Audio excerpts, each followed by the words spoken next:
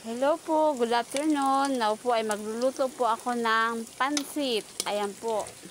Pinalambot ko na yung manok and then pinabrown ko na din. Ngayon po brown na, nilagay ko na po yung kikiam.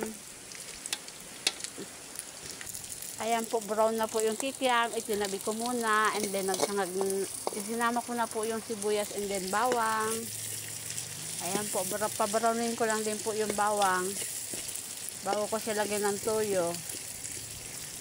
And then mga pampalasa. Ayan po, minikos-mikos ko na. Brown na po yung sibuyas at bawang. Nilagyan ko na po siya ng toyo. 3 kilo po yung lulutuin kong pansit.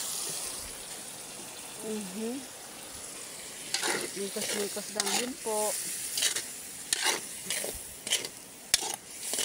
And then, lagay ko na yung Knorr cubes.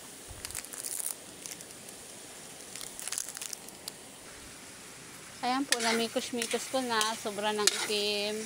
May tuyo na po siya. Yung bang soy sauce. And then po, lagyan ko na po siya ng tubig. Yan. Ayan po.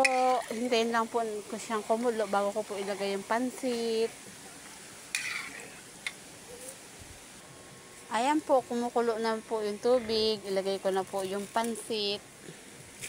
Charan! Pansit. Nahihirapan ako. Wala ang nagbibideo. Ala. Okay po. Thank you for watching. Bye-bye.